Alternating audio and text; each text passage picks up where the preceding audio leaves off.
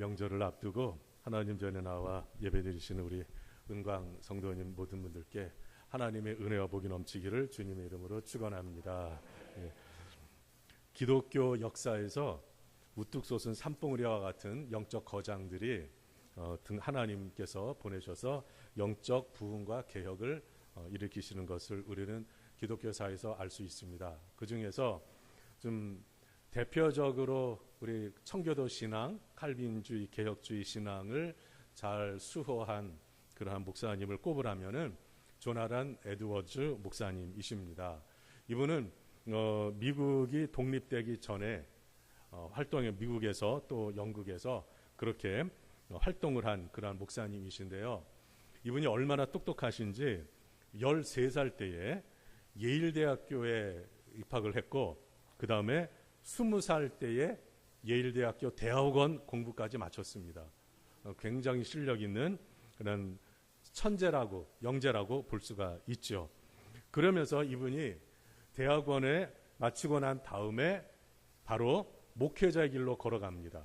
이미 대학교 대학원에서 이 신학 공부도 했기 때문에 이렇게 목회자가 되기로 했는데, 그래서 그때부터 목사 안수를 받는 만 24살까지 4년 동안에 걸쳐서 부교역자로 생활을 하게 됩니다. 할아버지가 목회하는 교회에서 부교역자로 하는데, 이때에 이 목사님이 굉장히 존경받는, 우리 기독교인뿐만 아니라 일반 미국 사회에서도 존경받는 그러한 목사님으로 남아 있습니다.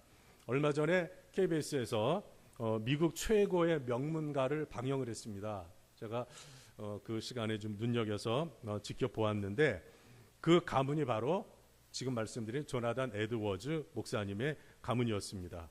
이 목사님의 후손들이 얼마나 잘 되었는지는 시간상 여러분들이 인터넷을 검색해서 나중에 한번 그 자손들이 얼마나 잘 됐는지 한번 살펴보시기 바랍니다.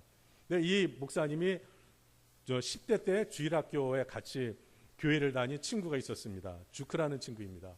근데 이 주크라는 친구는 교회를 다니다가 고등학교를 마치고 또 그러면서 교회를 떠났어요.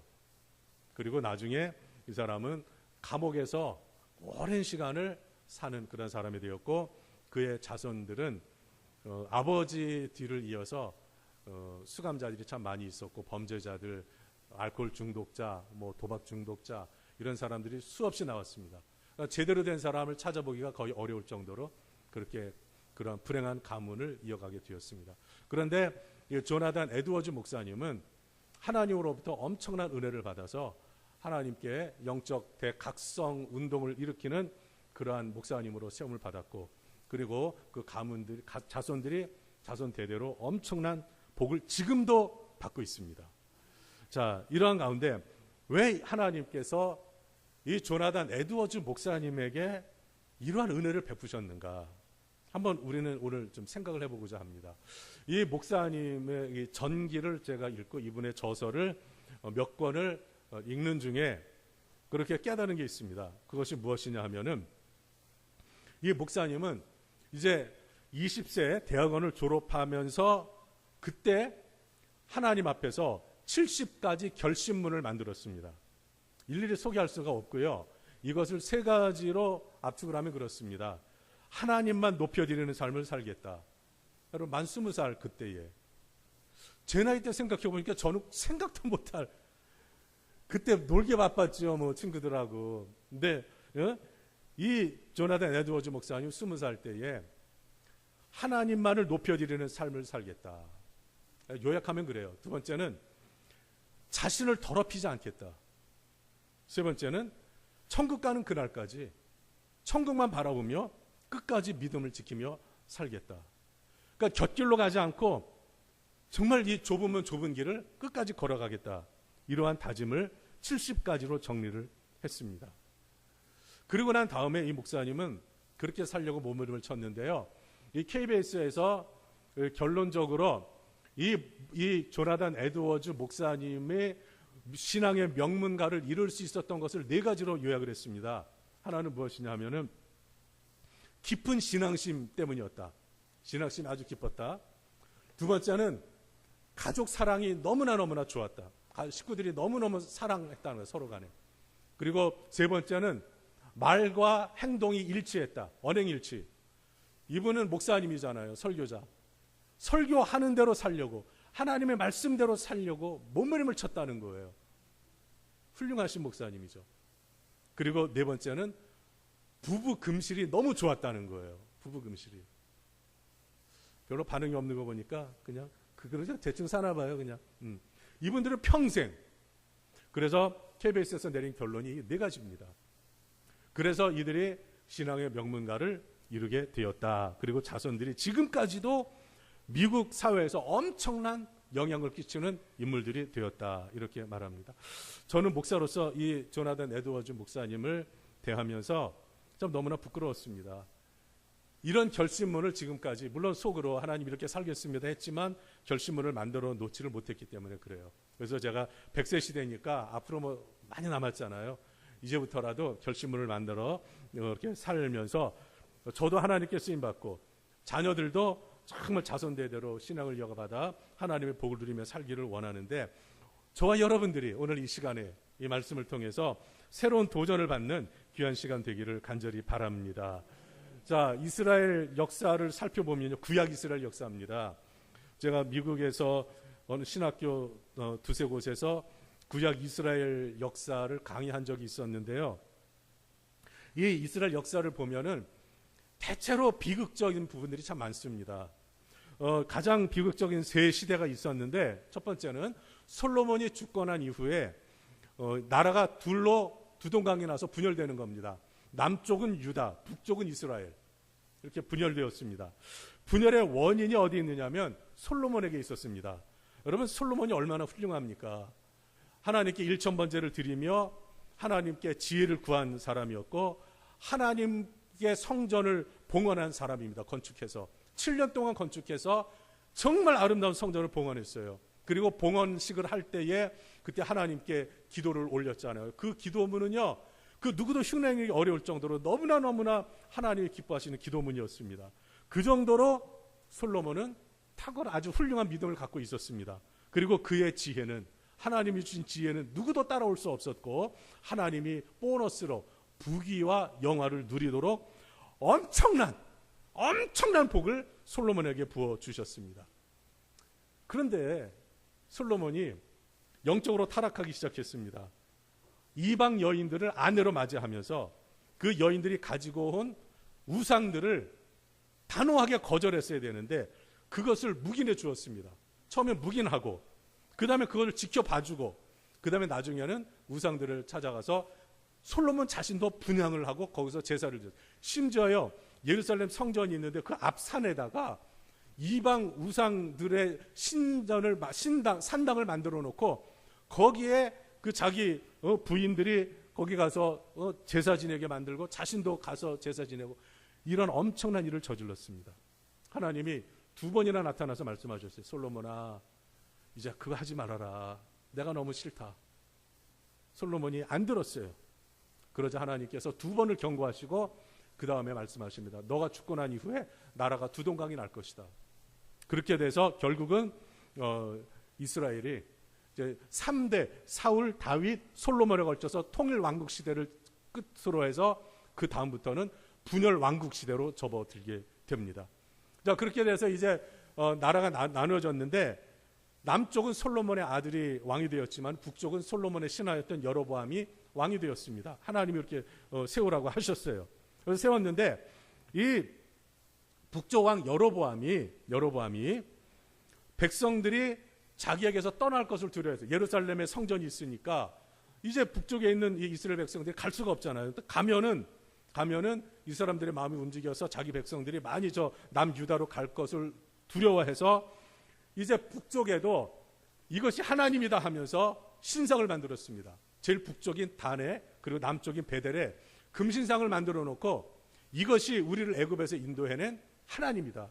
그러니까 여기에 가서 제사를 드리라. 이렇게 했어요. 여러분, 하나님께서 가장 싫어하시는 일이 형상을 만들어 놓고 이것을 하나님이라고 하는 것, 우상숭배. 가장 싫어하시잖아요. 근데 이 여로보암 왕은 정치적인 목적을 가지고 하나님의 말씀을 거역하고 이와 같이 금송아지를 만들어 우상숭배했고, 하나님이 정하신 그 법도를 어기고 일반 사람을 제사장으로 세웠어요. 아무나. 보통 사람을 제사장으로. 그리고 7월 10일이 대속죄일인데 이것을 교묘하게 날짜를 바꿔가지고 8월 15일로 바꿔서 지켰습니다. 하나님의 말씀을 자기 마음대로 변경한 거예요. 하나님께서 이것을 안타까워하셨는데 그 후대 19대에 걸쳐서 모든 왕이 이 길을 똑같이 따라갔습니다. 그래서 전부 다 악한 왕들이에요.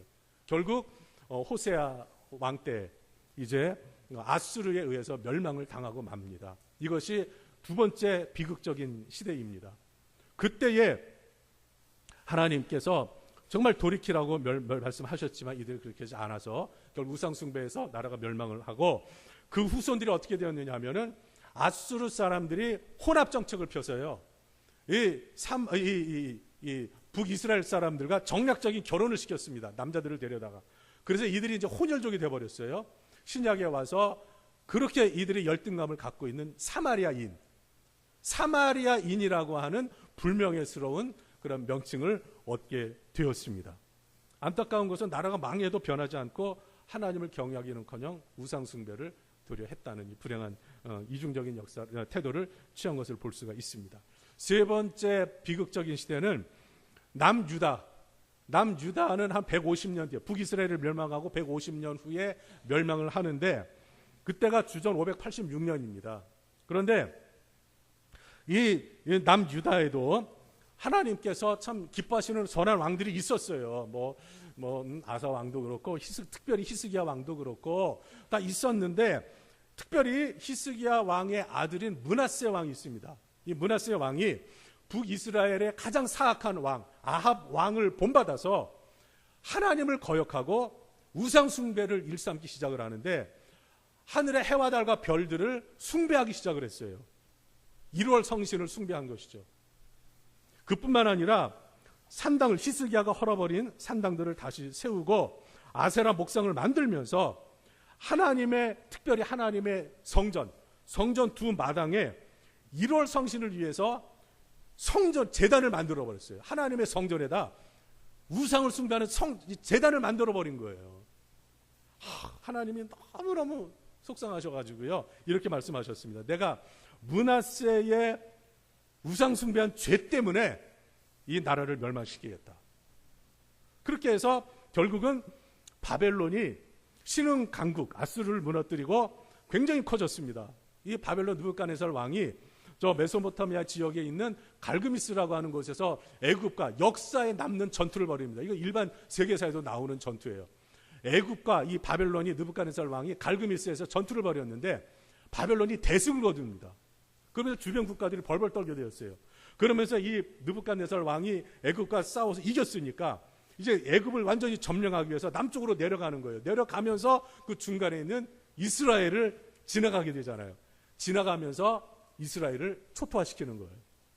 그래서 1차로 주전 605년에 느부갓네살 왕이 남쪽으로 내려가면서 이 남유다, 이 한 지파 남아 있는데 여기를 공격을 해서 이제 침공을 함으로 말미암아 이 예루살렘을 무너뜨리는 거예요. 여러분 오늘 1절 말씀을 보겠습니다.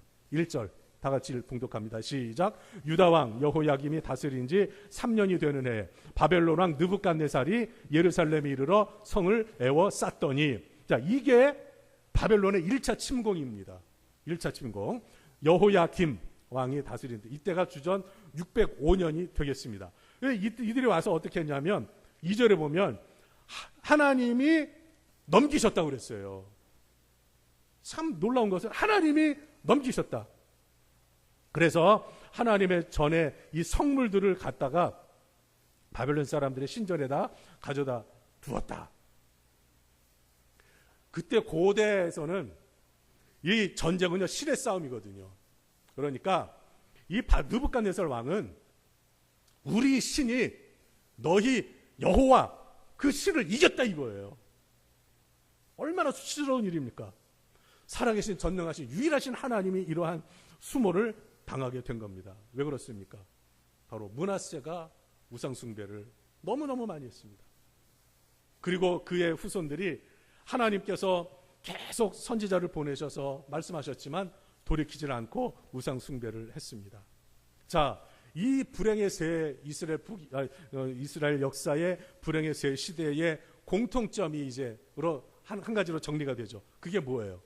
왜 그들이 불행해졌습니까? 바로 우상 숭배를 했기 때문에 그러한 거예요. 우상이 뭡니까? 우상은 어떤 형상을 만들어 놓고 이것이 하나님이다. 그리고 형상을 만들어 놓고 그곳에 가서 절을 하고 그곳에 비는 거예요. 비나이다 비나이다 뭐 그렇게 하면서 자기 소원을 빌고 또 어떤 사물을 보고 거기에 자기 소원을 빌고 그걸 신으로 여기는 거예요. 예를 들어서 해를 보면서 해가 뜰 때 마음으로 소원 비는 거 있잖아요. 이렇게 우상 숭배예요. 므낫세가 해와 달과 별들을 섬겼다고 그랬잖아요. 그러니까 해를 보면서 나는 이런 소원이 이루어졌으면 하면서 가족이 건강하게 해달라, 돈을 뭐 이런 사람들 있잖아요. 교회에서 기껏 송구영신 예배 드리고 운전하고 강원도 가가지고 해 뜨는 거 보면서 뭐라 그래요? 거기서 소원을 비는 거예요. 하나님 앞에 예배 드리고 가서 기껏 한다는 게 내 소원은 이거니까 해님 내 소원 좀 들어주세요. 이중적인 태도예요. 하나님이 가장 싫어하시는 거예요. 우리에게도 그런 것들이 남아있어요. 남아있습니다. 이걸 우리가 깨닫지 못할 뿐이죠. 하나님께서 이러한 가운데에 꼭 전멸시키지 않습니다. 하나님이 남겨두시는 믿음의 사람이 있습니다. 그 사람이 다니엘입니다. 여러분, 다니엘은 구약에 나오는 인물 가운데 정말 믿음의 이 꽃을 활짝 피운 너무 훌륭한, 너무 귀한 산봉우리와 같이 남아있지 않습니까? 하나님은 한 번에 심판하시지 않고 남유다를 3번에 걸쳐서 이제 징계를 하십니다. 첫 번째는 주전 605년에 다니엘 선지자 이때에 느부갓네살이 침공을 해서 이제 왕족과 귀족을 포로로 잡아갔고요. 그다음 2차 597년도에 주전 597년도에 이제 중산층을 비롯해서 사람들 또 포로로 잡아갔어요. 그런데도 하나님은 이스라엘 보고요, 항복하라고 그랬어요. 바벨론에게 항복해라. 근데 이 왕들이 여호야김, 여호야긴, 그 다음에 시드기야, 이 3왕이 하나님 말씀을 듣지 않고 항복을 하진 않습니다. 그러니까 바벨론 왕이 화가 나니까 또 3세 걸쳐 공격하는 거예요. 그때 예레미야 선지자가 눈물로 말한 게 뭐냐면 하나님의 말씀을 듣고 항복하면 우리의 피해가 덜할 거다. 그러니까 항복해라. 그러니까 이 매국노라고 배신자로 그러면서 예레미야 선지자를 박해를 했잖아요. 죽이려고 그랬잖아요. 시드기야 왕이. 그러니까 이런 가운데 하나님의 말씀을 듣지 않으면서 계속 우상 숭배를 했습니다. 이런 과정을 거치면서 1차에 이제 다니엘 선지자가 오늘 본문에 나오게 되는데, 그러니까 이 선지자가 그 예레미야 선지자보다 훨씬 앞서 활동한 사람이에요. 근데 이제 이 바벨론의 침공으로 인해서 성물을 빼앗기고 왕족과 귀족들이 포로로 잡혀갔는데 그 중에 한 사람이 다니엘입니다. 그런데 이 바벨론 왕이 이런 정책을 폈는데 포로지에서 잡아온 포로들 중에 영재를 잘 훈련과 교육을 시켜서 자기 나라의 그런 이익이 되기 위해서 발탁해서 쓰려고 이 남유다에서 잡혀온 왕족과 귀족 중에 학문과 지혜가 있는 사람들 특별히 뽑았어요.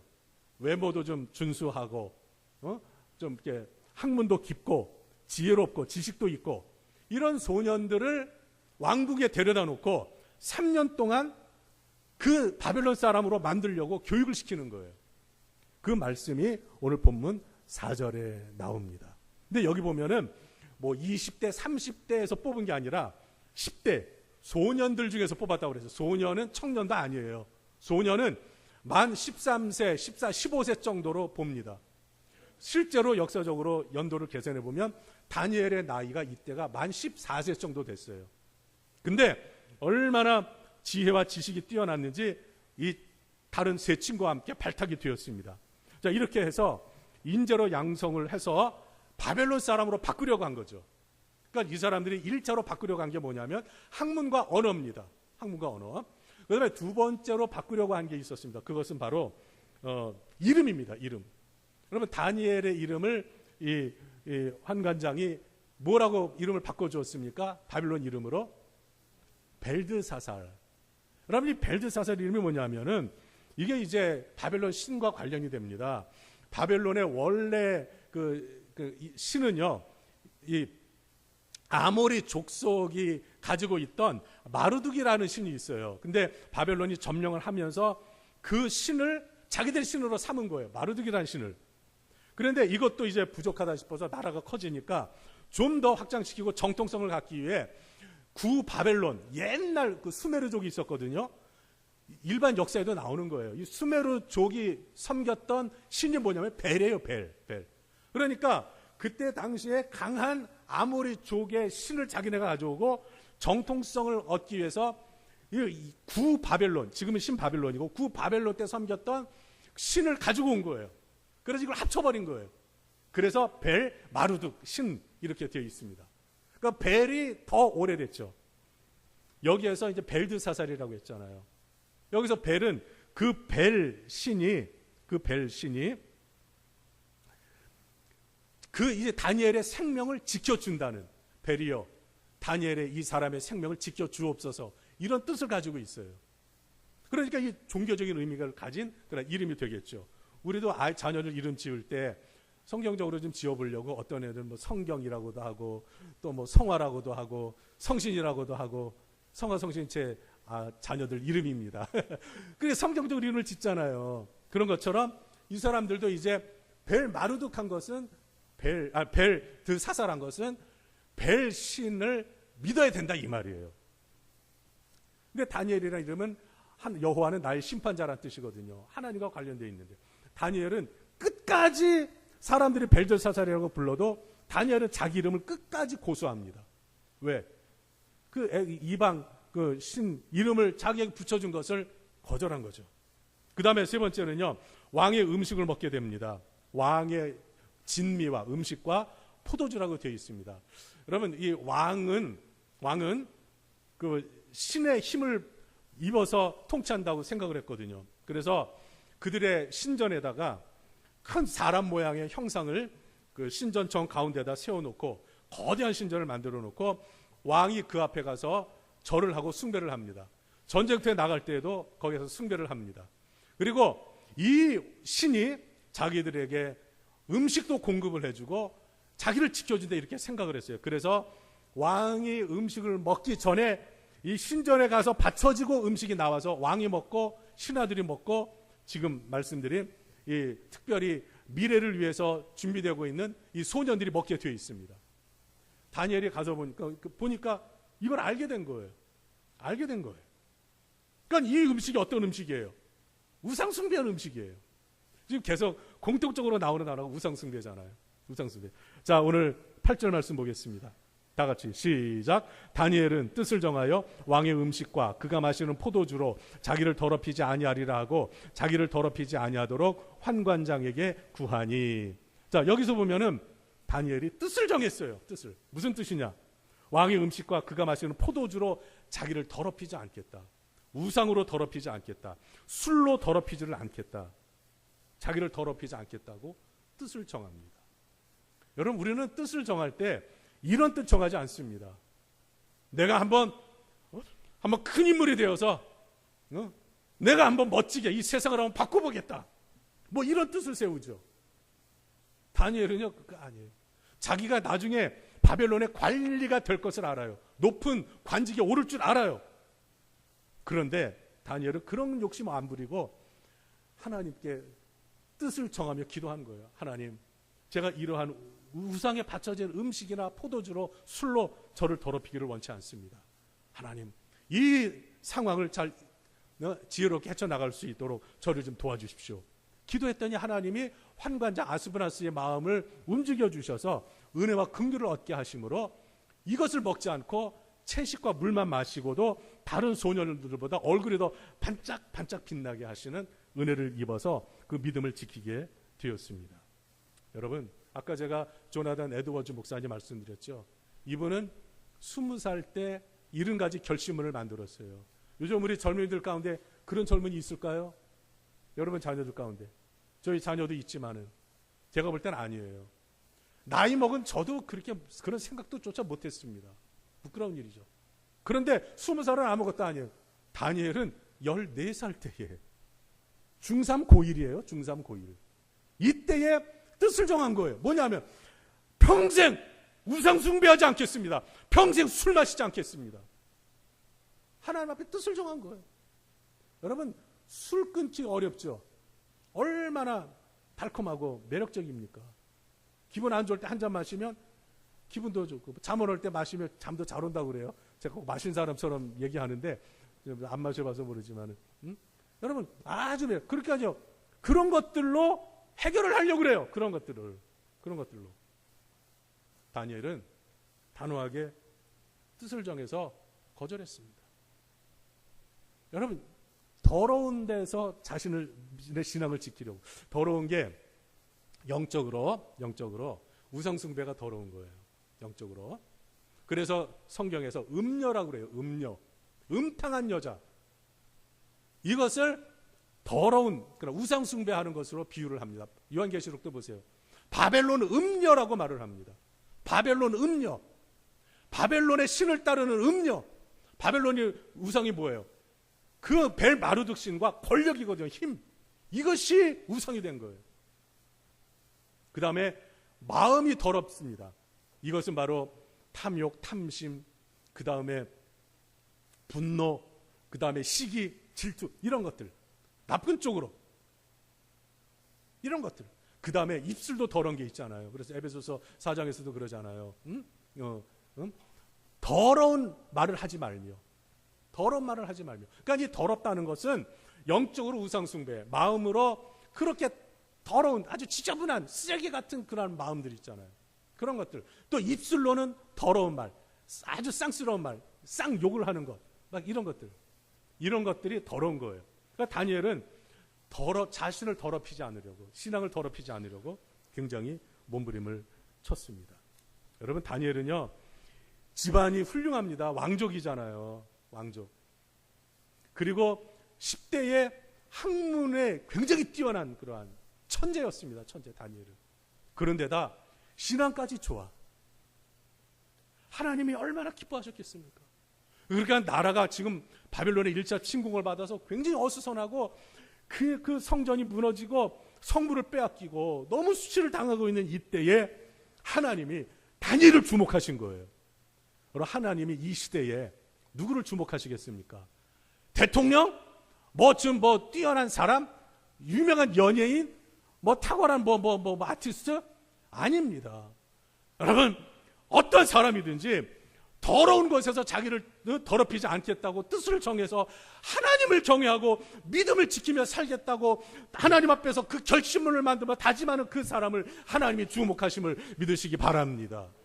하나님의 관심은 이런 사람에게 있는 거예요. 이런 사람에게. 하나님이 다니엘이 사실 포로지에 가가지고요, 바벨론이 주전 539년에, 그러니까 이 남유다를 멸망시키고 70여 년 지난 뒤에 바벨론이 메데 파세에 의해서 이제 멸망합니다.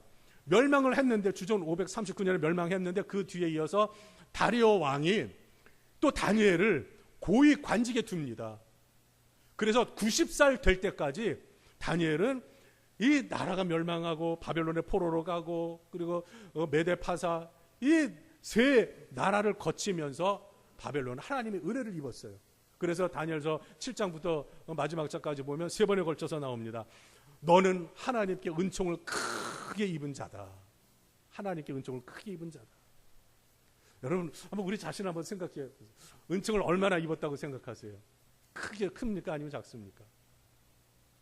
한번 저하고 한번 따라해 보시죠. 이제부터 하나님께 은총을 크게 받은 사람이 되기 원합니다. 그렇게 되려면 어떻게 해야 됩니까? 뜻을 정하라는 거예요. 무슨 뜻? 우리를 더럽히지 않는 뜻입니다. 우리를 더럽히지 않으려는 뜻. 그래야 할 때 하나님께서 우리를 기뻐하시고 의의 길을 가고자 하는. 그래서 우리 젊은이들, 여러분, 저는 명절 그 예배 순서지 보니까 너무 잘 나왔어요. 잘 만들었어요.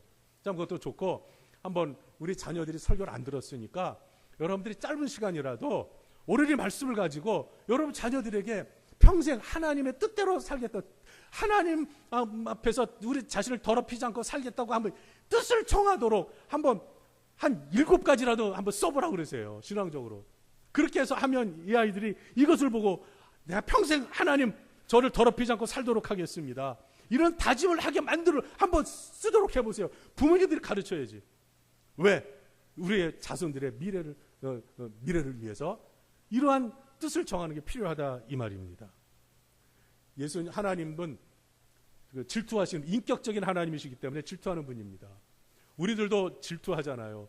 여러분 부부 사이에 싸움이 일어나는 가장 큰 원인 중에 하나 제가 분석해 보니까 그 하나로 딱 이게 정리가 되더라고요. 그게 뭐냐면 질투심 때문에 그래요.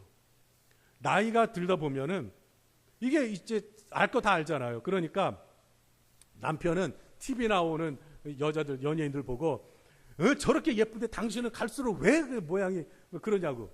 나 이제 그런 아내도 그러잖아요. 옆집 남자는 이렇게 멋있고 저기 저렇게 남자 멋있는데 당신은 맨날 그냥 꼬라지가 그게 뭐냐고. 이러면요 열받는 거예요. 그러니까 그냥 툭툭거리다 보면 싸움 나고 그러는 거죠. 툭툭거리고. 여러분 특별히 앞으로 담임 목사님이 이제 오시잖아요. 그러면은 우리 여성분들은요 집에 가서 목사님 칭찬하거나 목사님 얘기를 하면 안 돼요.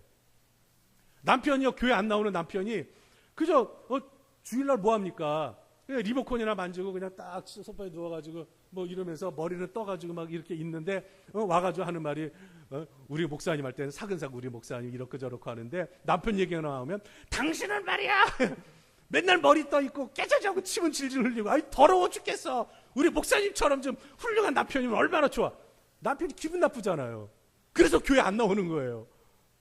여러분 그러지 말고 당신이 최고야. 침 흘리고 자도 잠고 일어나서 침 이렇게 묻어 있어도 닦아주면서 당신이 최고야. 머리가 떠도 당신이 최고야. 깨지자게 속옷만 입고 있어도 당신이 최고야. 그러면 기분 좋아가지고 랄랄라 같이 교회 나올 겁니다.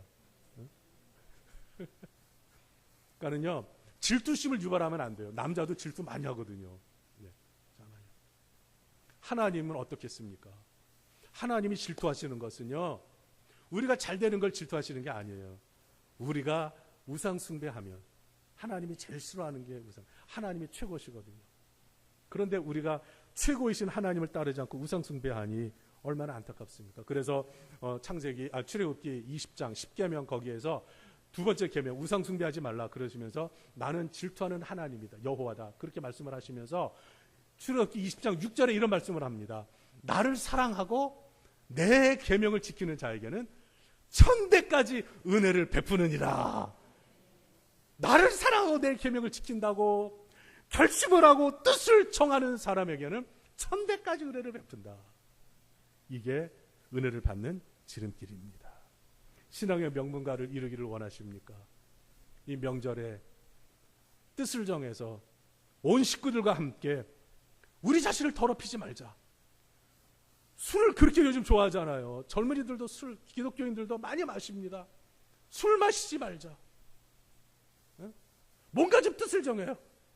너무 고스톱 좋아하는 분들은 이제 좀 절제하자. 담배 피우는 너무 좋아하는 분들 그냥 목사님이 악수하면 뒷공문이 빼 100% 담배 피우는 분들이에요. 뻔히 알면서 그냥 반갑게 해주는데 뭔가 좀 뜻을 정하라는 거예요.